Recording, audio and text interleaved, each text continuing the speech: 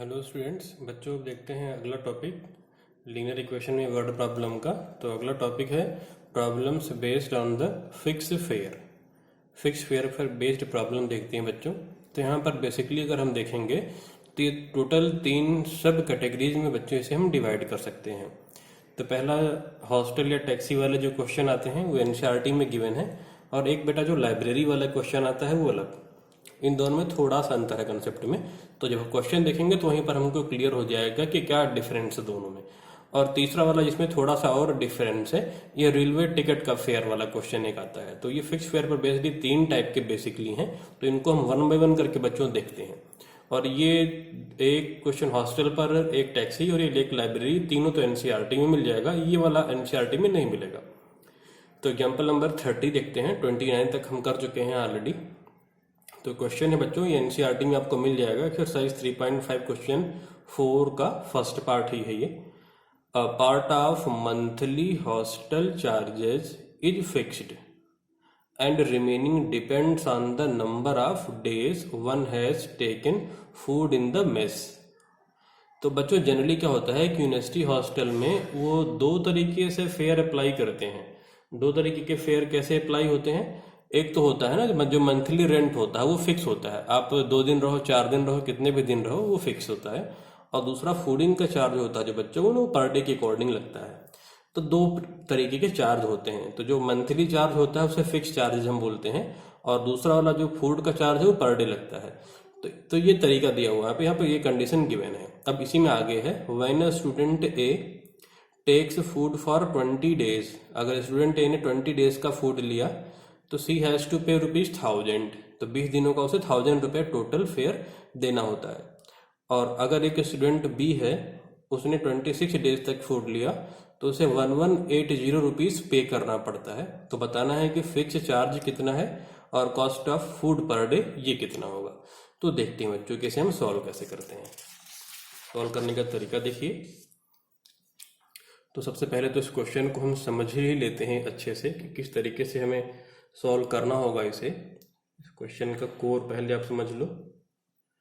तो जो बेटा टोटल फेयर बनता है ना, कहाँ पर, हॉस्टल्स वगैरह में जो टोटल फेयर बनता है हॉस्टल वगैरह में, इसमें 2 चीज़ें आती हैं। टोटल फेयर में 2 चीज़ें इंक्लूड होती हैं। एक तो होता है बेटा मंथली रेंटल। यूनिवर्सिटी वगैरह में ये मंथली रेंट होता है, इस तरीके से मंथली रेंट। और दूसरा जो होता है बेटा, इसमें आता है फूडिंग का, जो फूडिंग का चार्ज होता है वो लगता है। तो 2 तरीके के फेयर मिला करके आपको फेयर देना होता है मंथली।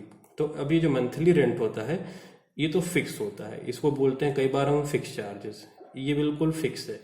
और जो ये खाने का बेटा लगता है ये पर डे लगता है। तो ये पर डे डिपेंड करता है कि आप कितने दिन खाना ले रहे हो, अगर नहीं ले रहे हो तो नहीं लगता है, ये पर डे चार्जेबल होता है।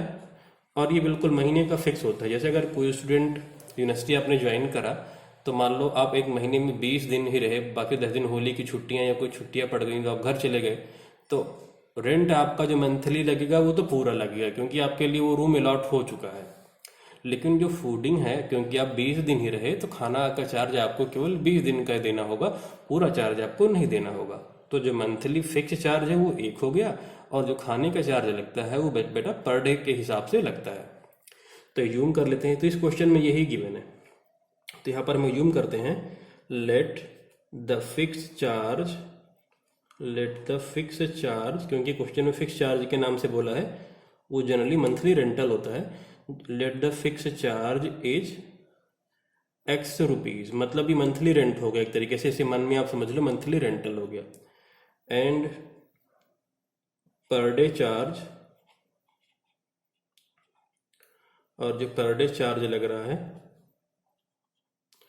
अभी पर डे चार्ज किसके लिए है देखिए यहाँ पर,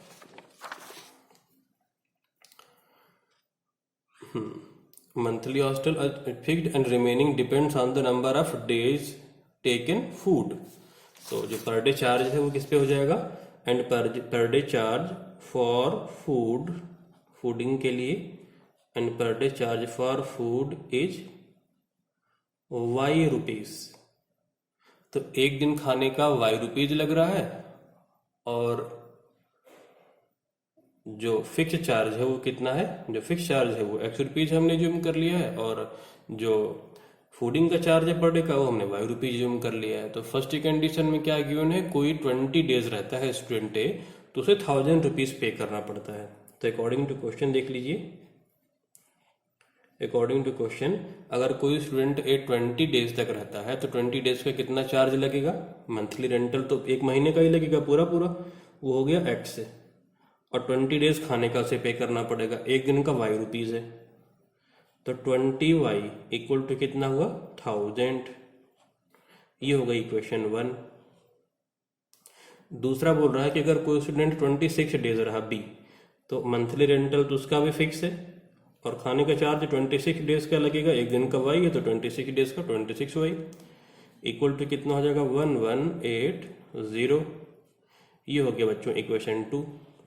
अब इन इक्वेशन को सॉल्व करना कोई बड़ी बात तो है नहीं, इनको हम आसानी से सॉल्व कर सकते हैं। तो अब क्या करें, x को एलिमिनेट कर लिया जाए, इक्वेशन 1 से 2 को माइनस कर दो, या 2 से 1 को माइनस कर दो, तो इक्वेशन 2 माइनस इक्वेशन 1 कर लेते हैं। तो 2 को ऊपर नोट कर लो, x plus 26y equal to 1180, अगला है x plus 20y equal to 1000।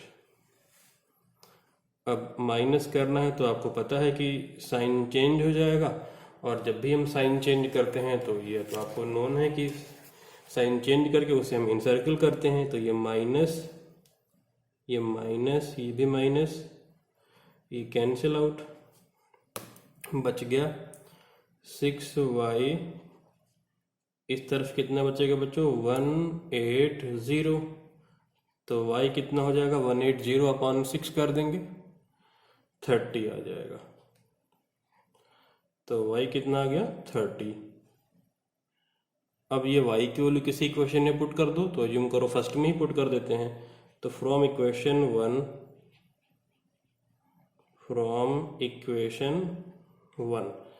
y को पुट कर दो 1 में, तो x प्लस, तो कितना हो जाएगा अब ये x प्लस 20 इंटू वाई की वैल्यू है 30 इक्वल टू 1000, तो x प्लस 600 इक्वल टू 1000, तो x कितना हो जाएगा 600 जाके माइनस हो जाएगा, तो सिंपली कितना आ गया ये 400 आ गया, तो x आ गया 400। अब लास्ट में कंप्लीट आंसर आप जरूर लिखोगे, hence fix charge is, hence fixed charge is rupees 400 and per day charge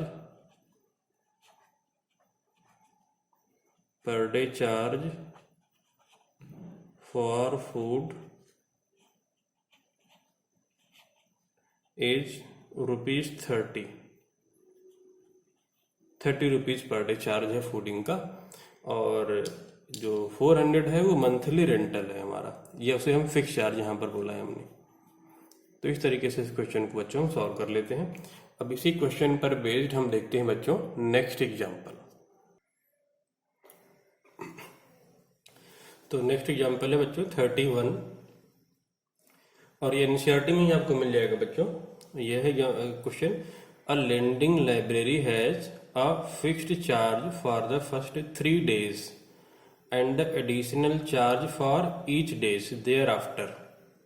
Sarita paid ₹27 for a book kept 7 days, while Susie paid ₹21 for the book she kept for 5 days.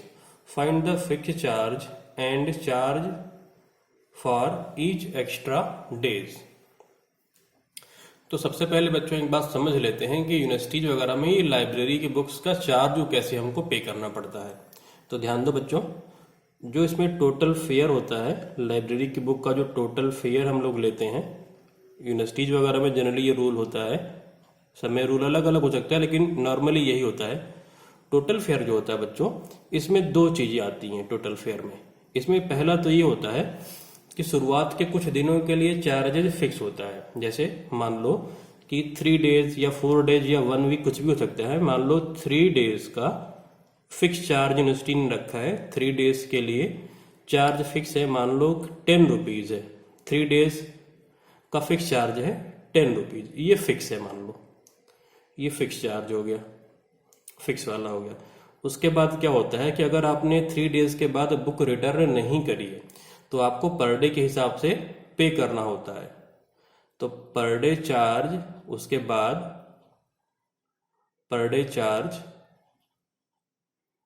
ये use कर लो कि आपका 2 rupees है। इस तरीके से एक rough idea हमने ले लिया है। तो उसमें क्या होता है बच्चों के शुरुआत के दिनों का ना चार्ज फिक्स होता है। मान लो 3 डेज का चार्ज फिक्स है 10 रुपीज। अब कोई बच्चा 1 घंटे बाद वापस कर दे, या 1 दिन बाद वापस करे, 2 दिन बाद वापस करे, 3 दिन बाद वापस करे, वो चार्ज फिक्स है, उसे 10 रुपीज ही पे करना है। अब लेकिन अगर कोई बच्चा, कोई स्टूडेंट 3 डेज से ज़्यादा का टाइम लगाता है, डिले करता है बुक में, तो पर डे के हिसाब से उस पर फाइन पड़ने लगता है बुक पर। जैसे मान लो कोई बच्चे ने बुक इशू कराई लाइब्रेरी से और वो 5 दिन बाद बुक वापस करता है, तो उसे टोटल कितना पे करना पड़ेगा? 3 दिन का तो फिक्स चार्ज है 10 रुपया। उसके बाद उसने क्योंकि 5 दिन टोटल टाइम लगाया है तो 3 दिन का तो 10 ही रुपये लग गया। बाकी जो 2 दिन उसने डिले करा है उसका पर डे 2 रुपये के हिसाब से 4 रुपये फाइन पे करनी पड़ जाएगी। तो टोटल पे करना हो जाएगा 10 + 4 14 रुपीज। तो इस हिसाब से बच्चों लाइब्रेरी में जनरली बुक का फेयर हमको पे करना पड़ता है, या जो फाइन पे करना पड़ता है, जो भी आप कह लो। इस तरीके से टोटल हमें यहाँ पे पेमेंट करनी पड़ती है। तो इसमें से दो बातें क्या होगी, पहला तो जो ये फिक्स चार्ज है वो तो उतना ही लगेगा, आप एक दिन लगाओ, 2 दिन लगाओ, 1 घंटे लगाओ। उसके बाद पर डे का चार्ज जो भी यूनिवर्सिटी वाले रखे हैं वो आपको पे करना पड़ता है। तो ये क्वेश्चन इसी के तरीके से है। तो इस क्वेश्चन में गिवन है कि 3 दिनों का चार्ज फिक्स है। अब वो कितना है यहाँ पर नहीं बताया है, और पर डे चार्ज भी कुछ न कुछ पड़ता है। तो सबसे पहले लिखा है कि सरिता ने 27 रुपये पे करा 7 दिनों का। तो 3 दिनों का जो फिक्स चार्ज होगा तो वो लगा होगा, और 4 दिनों की फाइन पड़ी होगी। तो इस तरीके से टोटल 27 आए। दोबारा सूजी ने 5 दिनों का 21 रुपीज पे करा है, तो 3 दिनों का तो फिक्स उसने पे करा होगा, जितना होगा उतने लगेगा। उसके बाद 2 दिनों का इसको अलग से कॉस्ट फाइन बोल दो, या जो भी आप बोलना चाहो, वो पे किया इसने, सूजी ने। तो इस तरीके से इस क्वेश्चन को अब हम सॉल्व कर सकते हैं। तो आगे देखते हैं किस तरीके से सॉल्व करेंगे इसे। तो यहाँ पर आप जूम कर लोगे बच्चों, यहाँ पे हम जूम कर लेंगे कि late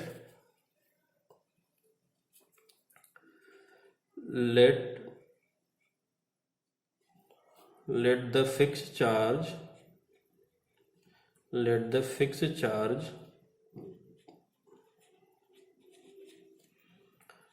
for 3 days is X rupees. हमने 3 दिनों का fix charge X rupees zoom कर दिया। एंड चार्ज देयर आफ्टर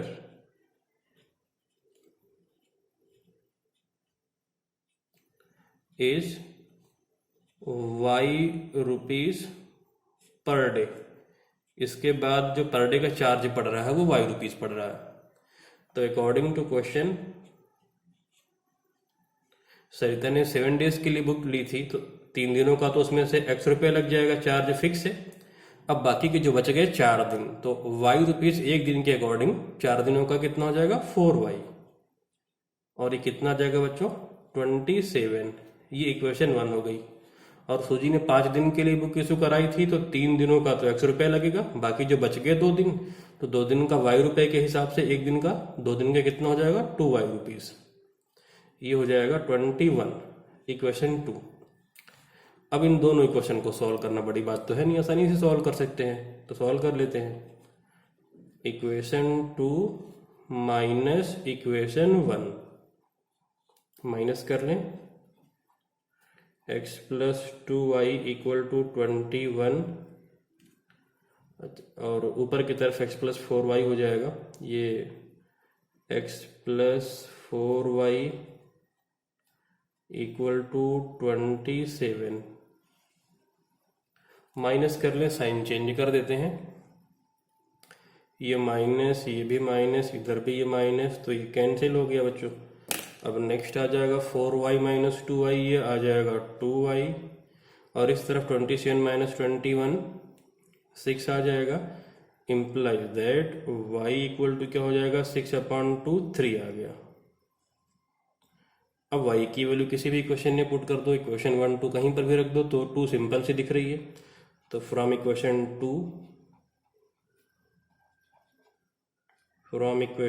2 यहाँ पर हम पुट कर दें x plus 2 into 3 equal to 21, तो x equal to 21 minus 6, x कितना आ जाएगा 15 रुपीज़। तो जो फिक्स चार्ज था 3 डेज का वो है 15 रुपीज़, और जो पर डे चार्ज जो है वो कितना है 3 रुपीज़ है बच्चों। तो लास्ट में हम आंसर जरूर लिख देंगे लैंग्वेज के फॉर्म में, हेंस फिक्स चार्ज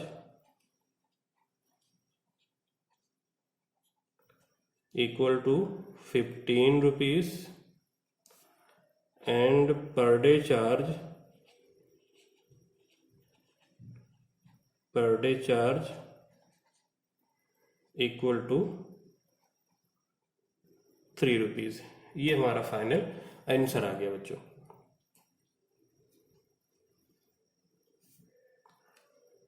अब देखते हैं नेक्स्ट एग्जाम्पल बच्चों, जो रेलवे टिकट वाला है।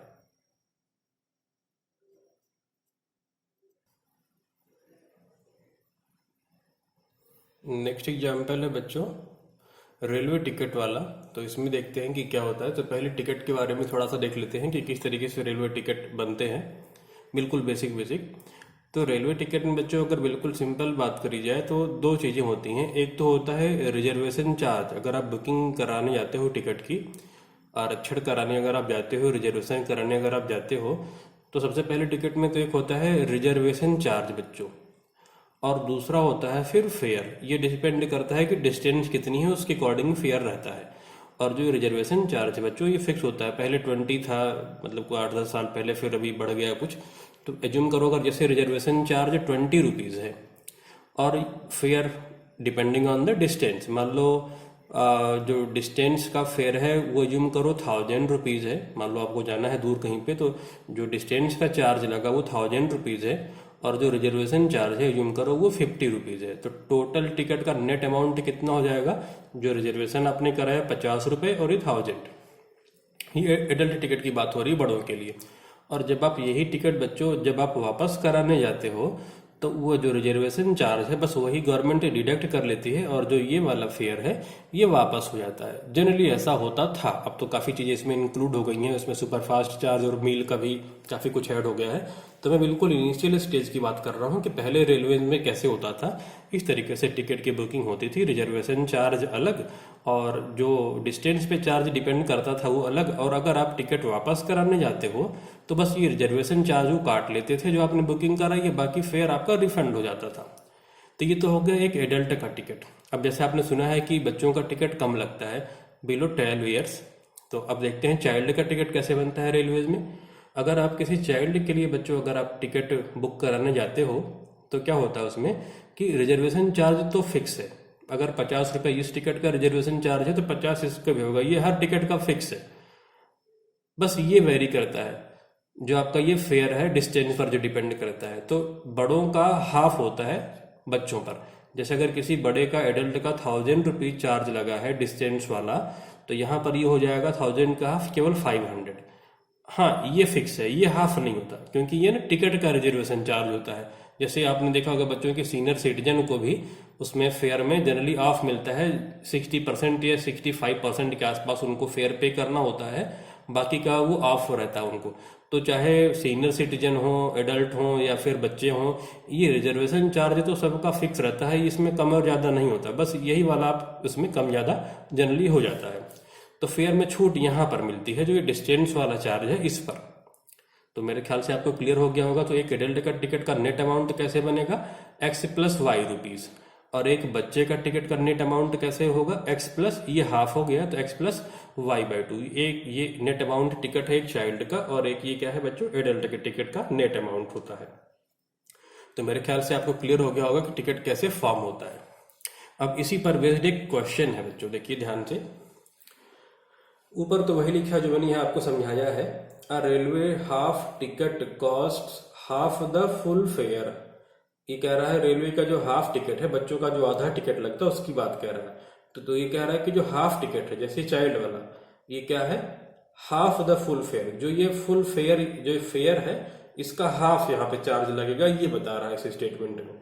And reservation charge is the same as on the half ticket as on the full ticket. और अगला स्टेटमेंट बोल रहा है बच्चों कि जो ये रिजर्वेशन चार्ज है ये तो बिल्कुल सेम है, इस पे कोई फर्क नहीं है, लेकिन जो हाफ टिकट है रेलवे का, हाफ मतलब आधा टिकट बोलते हैं जनरली उसे, वो क्या है कि फुल फेयर का हाफ होता है। कुल मिला के यही कहना चाह रहा जो ऊपर हमने आपको बता दिया है। अब आगे का स्टेटमेंट देखिए, one reserve first class ticket from Mumbai to Ahmedabad cost ₹216। अब ये वन रिजर्व टिकट मतलब ये एडल्ट टिकट की बात कर रहा है कि एक एडल्ट एक बड़े आदमी का टिकट मुंबई से अहमदाबाद का कितना है, 216 रुपए है। तो आप क्या करोगे, आप दोनों चीजें एज्यूम कर लो कि रिजर्वेशन चार्ज आप एज्यूम कर लेना x rupees and total fair assume कर देना y रुपीज। तो एक एडल्ट का जो चार्ज आ जाएगा वो आ जाएगा x प्लस वाई, और उसे किससे इक्वेट कर देंगे, 216 से इक्वेट कर देंगे। ये हो जाएगी बच्चों हमारी पहली इक्वेशन। अब इसी में आगे इसमें क्या बोल रहा है, and one full and one half reserved first class tickets cost 327। अब मान लो एक एडल्ट और एक बच्चा, दो आदमी अगर ट्रेवल कर रहे हैं तो दोनों का मिलाकर के कॉस्ट कितना है, 327 है। तो एक एडल्ट और एक बच्चे दोनों का टिकट का फेयर ऐड कर दो, वो मिलाकर के कितना हो जा रहा है, 327। तो बताना है कि ये रिजर्वेशन चार्ज कितना है x और ये फुल फेयर कितना है y, दोनों चीजें बतानी है। तो सिंपल सी इक्वेशन बन जाएगी, एडल्ट आदमी का टिकट जो हो जाएगा x प्लस वाई वो हो जाएगा 216, और दोनों का मिला करके एडल्ट और बच्चे का टिकट मिलाकर दोनों का प्राइस कितना रख देंगे, 327 कर देंगे। दो इक्वेशन बन जाएगी और दोनों को हम सॉल्व कर लेंगे। तो सॉल्व करते हैं बच्चों, अगले पेज पर इसे हम सॉल्व कर लेते हैं। तो लिखते हैं अब हम, let the reservation charge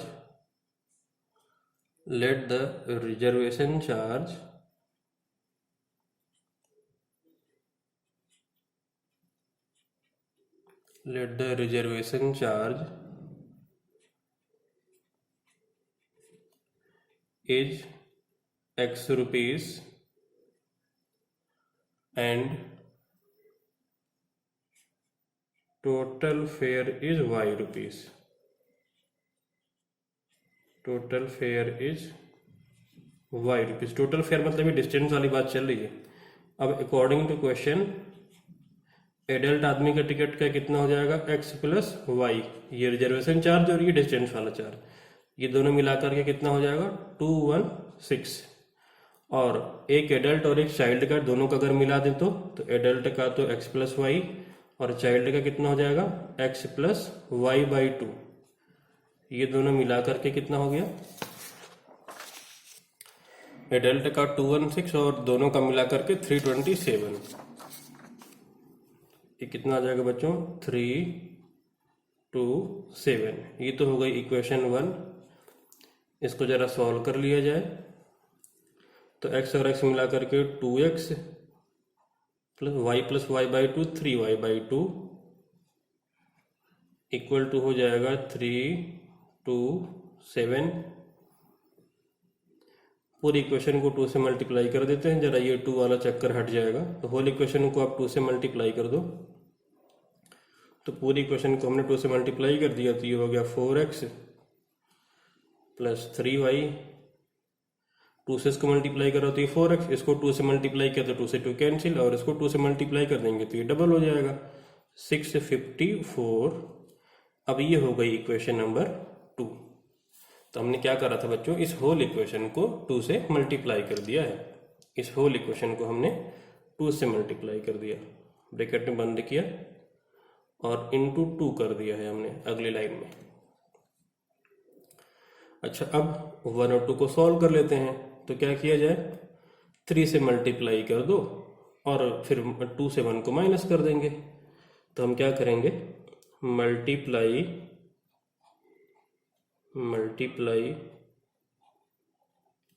by 3 in equation 1 and then subtracting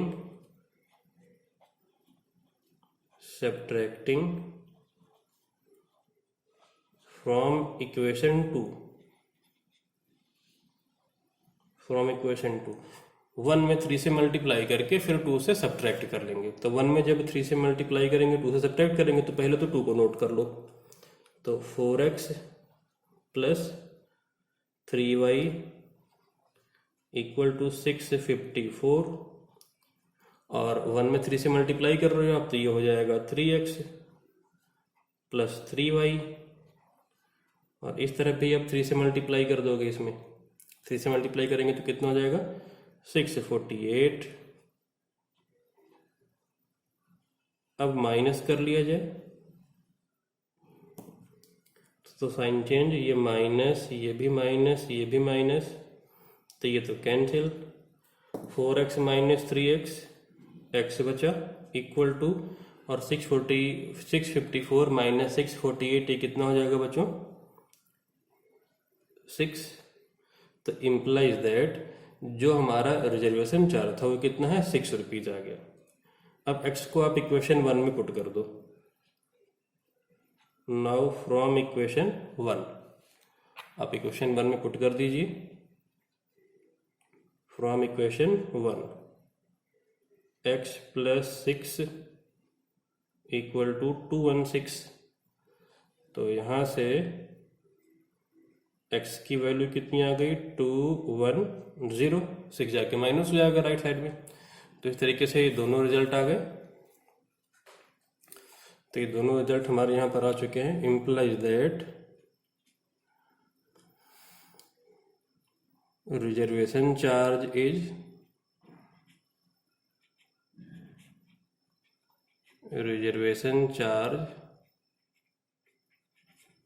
ये कितना आ गया 6 रुपीज और जो टोटल फेयर है या सिंपली जो फेयर है, टोटल फेयर जो है डिस्टेंस वाला जो चार्ज है वो कितना आ गया 210 रुपीज। ये हमारा फाइनल आंसर आ गया। तो ये थे बच्चों फिक्स फेयर से रिलेटेड प्रॉब्लम। तो टोटल 4 प्रॉब्लम एनसीईआरटी में 3 ही गिवन है, हमने 2 डिस्कस कर लिया है और एक ही रेलवे टिकट वाला डिस्कस कर लिया है। तो इस तरीके से बच्चों ये फिक्स फेयर वाली प्रॉब्लम्स हमने सारे डिस्कस कर लिए हैं। अब बाकी देखते हैं बच्चों नेक्स्ट क्लास में।